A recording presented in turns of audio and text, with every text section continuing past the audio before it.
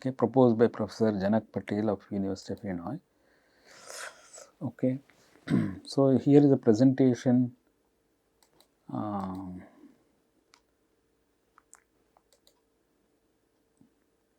So, what he says is, here is an example of a large chip, 7 million gates, okay, which excludes the memory, just the logic itself is 7 million gates, and the number of flip-flops is 250,000, right.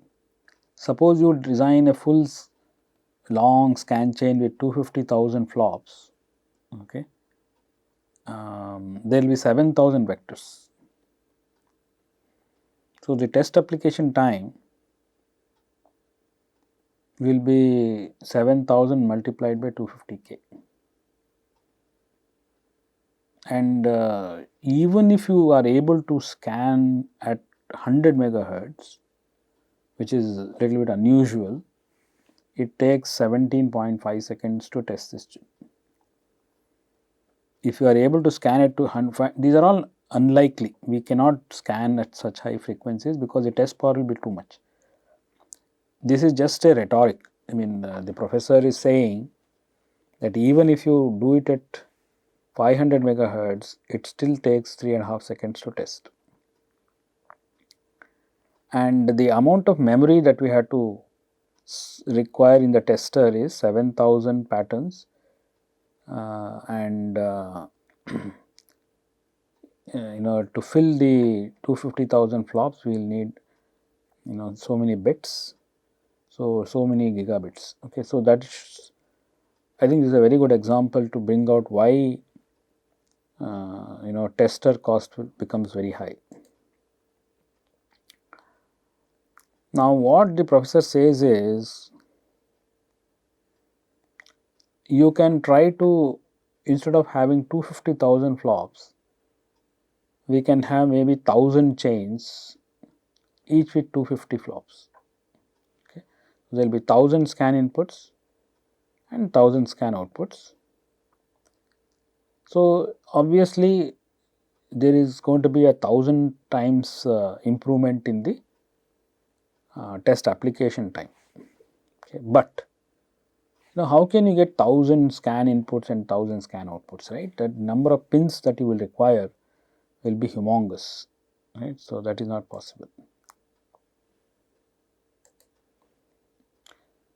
So, most testers allow you to have about 10 to 200 scan, okay. They cannot feed more than 200 scan pins.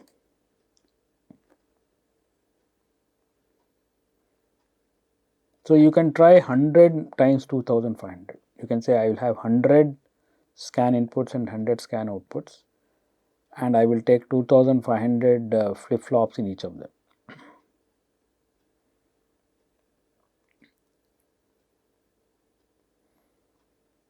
And you can, instead of using directly the outputs of the scan chains, you can use a multiple input signature register and generate a signature. So, that is the output compactor.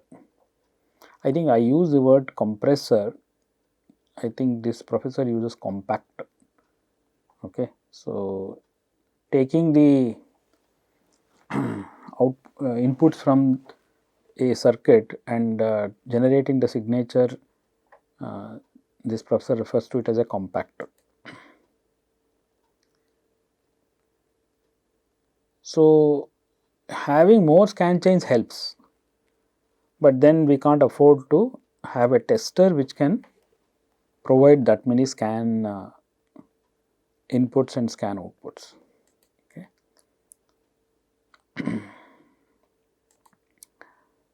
So, he has tried the compaction, right, and he has tried some benchmark circuits. Okay. There is a whole lot of benchmark circuits called ISCUS 85 benchmark circuits.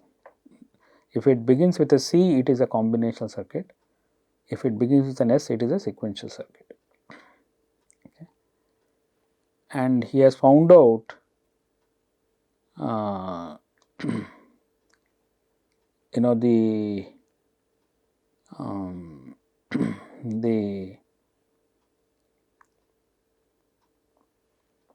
number of test vectors required to get adequate coverage, right.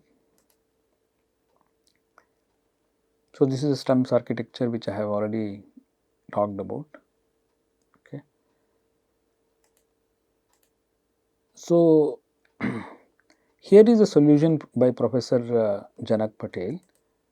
So, what he says is, if you have a big scan chain, imagine it to be composed of several small scan chains, okay, and take this scan input and feed the same thing to all these scan chains. Understood? So, there is a big scan chain. I have cut it up into, let us say, 4. Instead of having 4 different inputs to them, I will give the same input. So, that is a very clever thing to do. Why? The reason is, when you generate test vectors, see, if there are 250,000 flops, right. Imagine 250,000 flops, right. Let us maybe write it here. There is a big, sorry, I have to put it in this mode.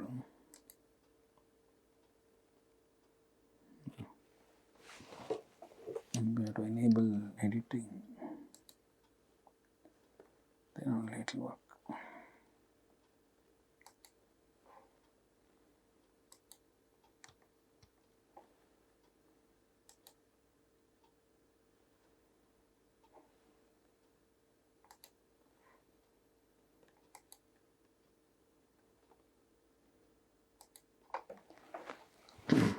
So, if we had 250,000 flops,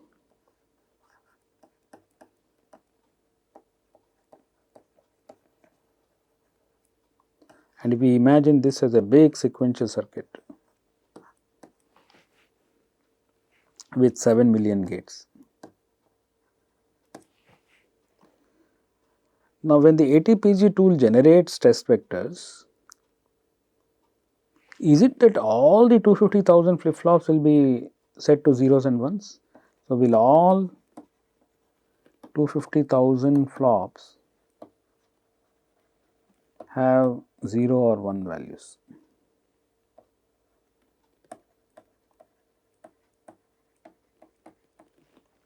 That is not going to happen. Okay.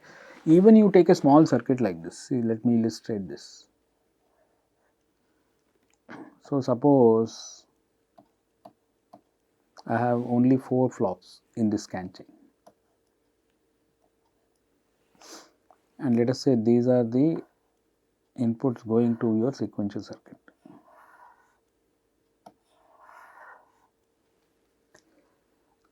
Let us say these are there is an AND gate, right, and let us say there is another AND gate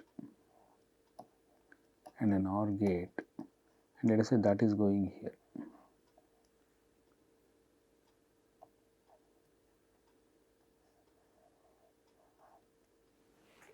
Yeah, this is a scan out. Suppose I am looking for a stuck at 1 fault here. So, I have to initialize the flop such that I can make this 0. See, if I want to make this 0, the 2 inputs to the OR gate must both be 0. That can be achieved by making 0 here and x here, 0 here and x here. So, 0x will work, or x0 will work. Okay. So, there are many test vectors. Okay. So, all of these will work. We can have 0 0 0 0, 0 0 0 1, 0 0 1 0, 0 0 1 1. So many test vectors will be able to achieve this, right. So, what does it mean? There are a lot of don't care bits. Okay. in this example, if the finally we decide to choose 00XX or 0x0x, see, only 2 bits are fixed by the test vector. The others are don't care, we can put anything we want. So, that is the key observation, that if you have a long scan chain which is very large, right, we have a big scan chain maybe of 1000 flops, and we are trying to generate test vectors, it is very unlikely that you will have all zeros and ones in the 1000 flops. It is very likely that you will have some maybe some bits will be zeros and ones, and lot of the others will be X's. So, the zeros and ones are called the care bits, and the other X's are called the don't care bits. Okay. So, most of the scan vectors will have X's. So, the solution proposed by the professor is, take this big scan chain. Okay. In this example, let us say there are 1, 2, 3, 4, 5, 6, 7, 8, 9, 10, 11, 12, 13 flip flops in each of them. So, he took 39 flops, right. The original scan chain was a long 39 flops. He cut it up into 3 parts, and he imagined them as, hey, I will design one scan pin to go, and the same scan pin will go here, and the same scan pin will go here.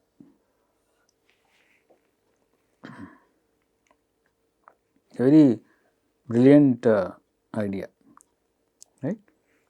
Because most of the bits are X's, so it does not matter what you scan in.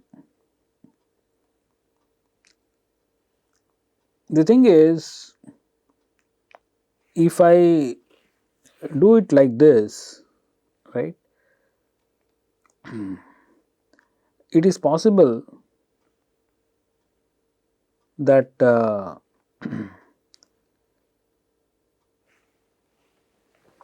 when I scan zeros or ones, right, the only vectors that I can scan in are all zeros or all ones. Okay. So, if I make this 0, I will end up putting zeros here. If I make this 1, I will put all ones. Okay. That is what he means by the only applicable test vectors are zeros and ones, all zeros or all ones. So, we cannot put 1 1 0 0 1 1 etc.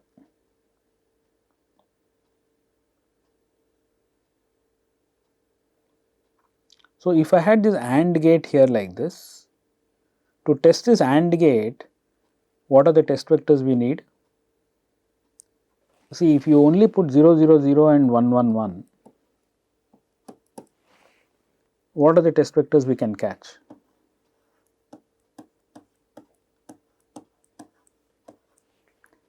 See, a stuck at 1 here will be caught, right, and unfortunately that is about all, right. On the other hand, if I had all ones,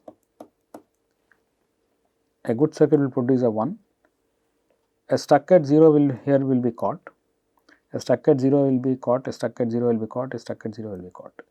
So, 4 faults can be caught.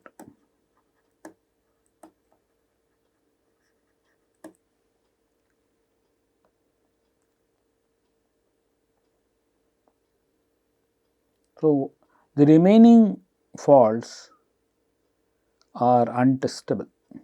Okay. I think it will be 5, no? See, stuck at 0, stuck at 0, stuck at 0, stuck at 0, 4 here plus 1 here. So, 5 faults will be caught here. So, 0 0 0 will catch the, let me call this as A, B, C, D. So, this test vector will catch D1, this will catch D0, A0, B0 and C0. What is not caught is A1, B1 and C1. Okay. So, A1 will require you to apply 0, 1, 1. This we cannot apply. Okay. That is what he means. 0, 1, 1 cannot be applied. Similarly, 1, 0, 1 cannot be applied and 1, 1, 0 cannot be applied. So, 4 of these vectors will be, I am sorry, 4, the remaining these faults cannot be tested. So, A1, B1 and C1 cannot be caught. That is what he is trying to say. These 3 faults cannot be tested. So, he has done some experiment. Okay. He has taken some big circuits and he has asked how many faults will you not be able to cover. Okay. So, in one case it was about 1200 faults could not be covered, in another case it was around 500 or so, okay. In one of them it was very small. So, what he is saying is the number of such untestable faults is somewhat small, okay, surprisingly small. The reason being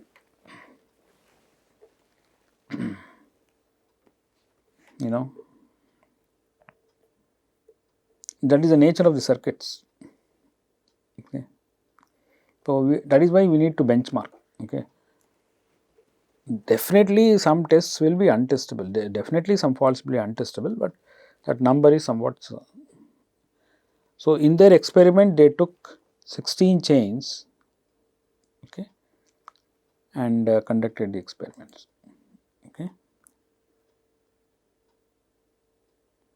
So, this is how they did it. Okay. They took maybe 16 scan chains.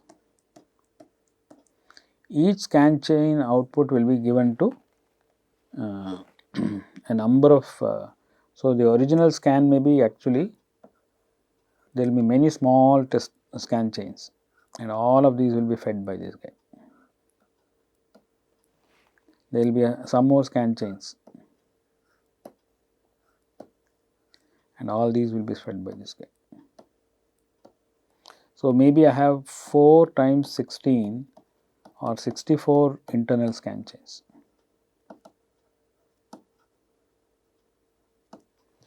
But outside I only need 16. So, each one of them will broadcast the outputs to all these guys. So, the ordering of the flops will all matter. Okay. If you had a different order of flops, maybe that will impact your coverage. Okay. What can be caught, what not cannot be caught, etc. will matter. But we can't go into so much detail. Okay. So, when you cannot cover those faults, then unfortunately you will need extra vectors to sort of go into the usual mode. Okay. See, there is one mode where you took the 64 scan chains and organized them like this, each one generating 4. When you for the case of the faults that you could not test for, you will go back to the all 64 into 1. So, here he has compared with full scan, right, and he says that sometimes how many broadcast vectors were required and how many normal scan vectors were required. So, this is when all these everything was in one single scan chain, and here when you used many scan chains, 16 scan chains, right, and you will see that they are not that bad. In some cases it was very bad. See, here is very significant difference.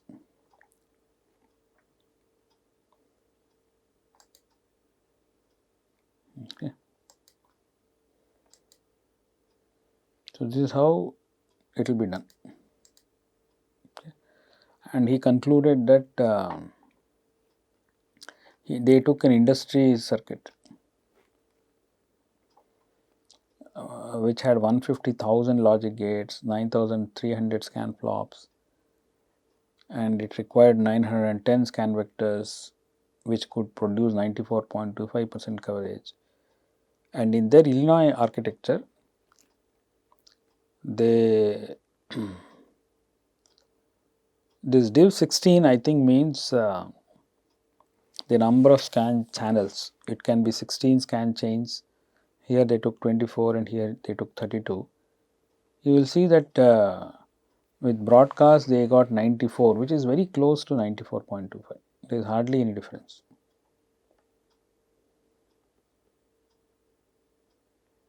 Okay. So, this is what was done, and now I think this idea has been quite well accepted in the industry. So, here is a big chip. This is full scan. I will have all the flops into one big scan chain. So, scan in, scan out, and all these are coming in and all that. This is too much. So, it is not possible to practice this. So, what you could do instead is divide them into many small ones.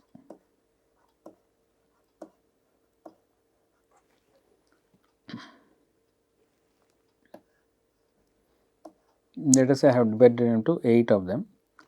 Okay, suppose the original had 256 flops. Here I have divided them into 8 scan chains, each having 32 flops. And then maybe we can combine these guys and create one, combine these guys and create one like that. So, essentially I will need only 2 scan chains.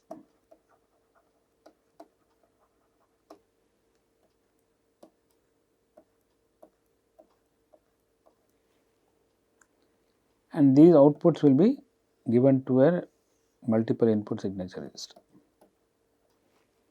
And the signature will be used to check whether the circuit is good or faulty. Okay. So, what is the advantage we have done? We have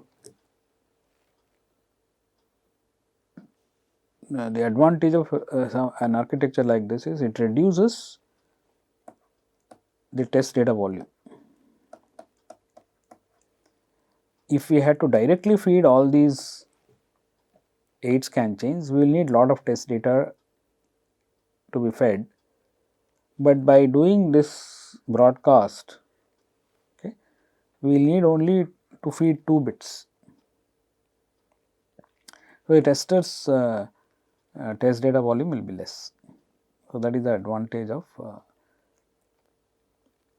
in a real circuit, the numbers will be much larger. It will not be 256 flops, right. As you saw in the example, there may be 256,000 flops.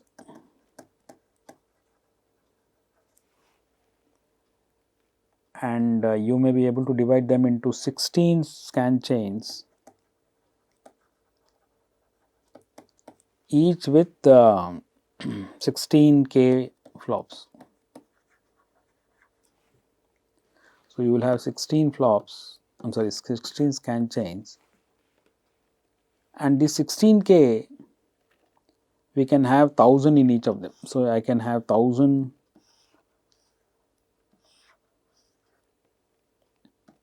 16 of them, and we will broadcast.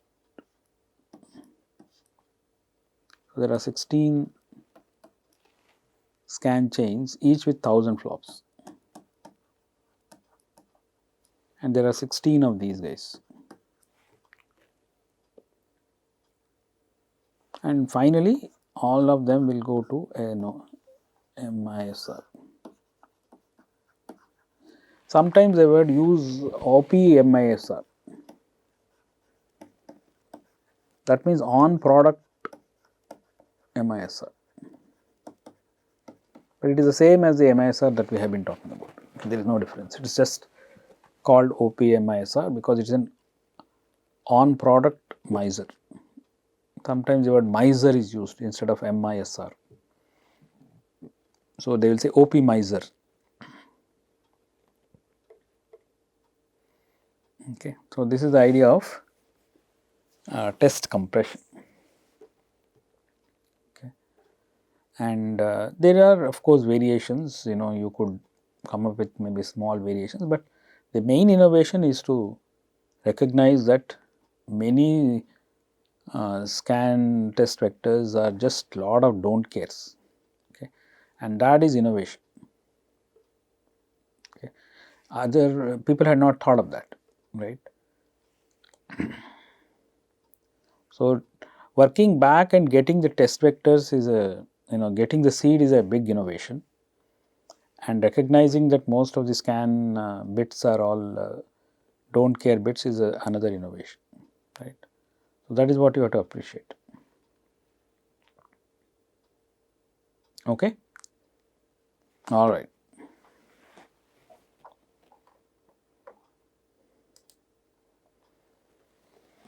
So, we have gotten to a stage where the amount of test data volume that we require has been brought down compared to what it used to be, even though the circuit complexity is growing. Okay. See, there was a time when the industry did not know how to handle this situation, right. We had a large number of test vectors, right. The test vectors are because of structured faults, bridge faults, transition delay faults.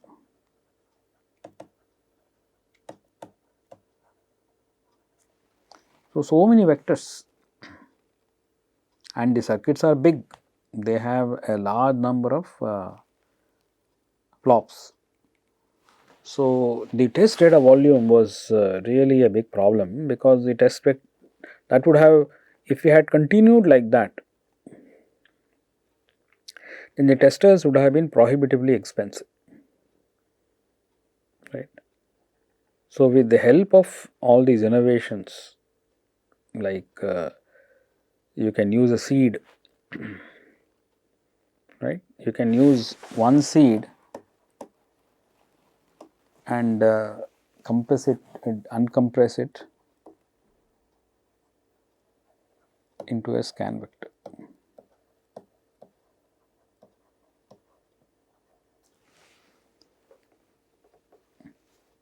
So, that makes life a lot more easier, right. Seeds do not take that much space. So, that has solved a very big problem for the industry. Okay. Also, the use of OPM, the optimizer, use of scan, Illinois scan or similar,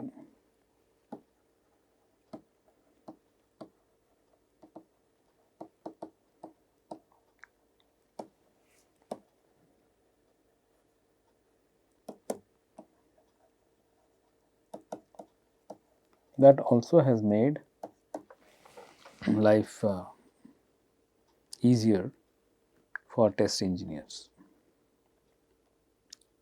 Okay. All right. So, now we have to start talking about memory based, right. That is our next topic.